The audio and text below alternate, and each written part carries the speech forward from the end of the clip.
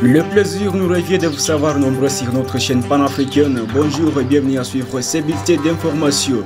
À la une, le gouvernement congolais est en suivi sa pression sur l'ancien président Joseph Kabila et ses proches.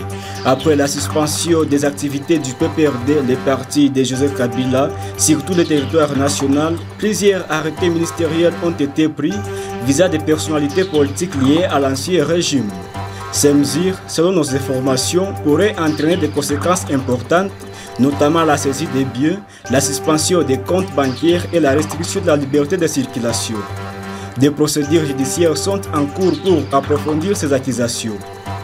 Le président togolais Faure Gnassingbé, nommé médiateur de la crise en République démocratique du Congo, s'est rendu à Kigali hier pour des consultations avec son homologue rwandais Paul Kagame. Les deux dirigeants se sont rencontrés afin de discuter de la situation sécuritaire en RDC et des moyens de parvenir à une solution pacifique. Pendant ce temps, la situation sécuritaire dans le Nord Kivu se détériore avec la poursuite des affrontements entre les forces armées congolaises et les rebelles du M23. Les combats se concentrent notamment dans la région de Rutshuru où les rebelles ont récemment progressé.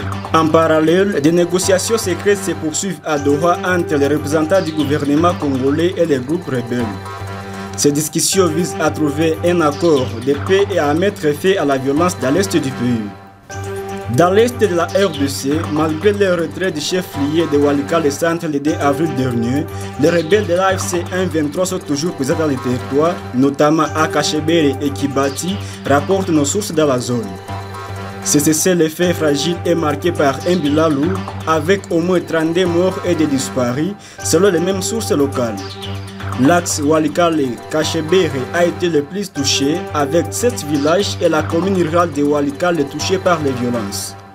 Le centre commercial de Kibua dans le groupement Ihana a perdu 12 personnes dont des femmes, la plupart décapitées ou tuées par balle. Le médecin-chef des zones de santé de Kibua et le directeur de l'hôpital général de référence ont été torturés et blessés. Les auteurs de ces actes restent inconnus. Le président de la République, Félix Antoine Tshisekedi, a salué la mémoire du pape François, décédé lundi matin. Dans un communiqué, il a souligné que la vie du pape fit un témoignage exceptionnel de foi, d'humilité et d'engagement indéfectible pour la paix, la justice et la dignité humaine. Le président Tshisekedi a également exprimé ses condoléances à l'Église catholique et au peuple italien. C'est par ici que nous mettons fin à ces bulletins d'informations sur notre chaîne panafricaine. Merci de l'avoir suivi. Les détails de ces informations sont à retrouver de la grande édition dès 19h. Merci, n'hésitez pas à vous abonner si vous ne l'avez pas encore fait.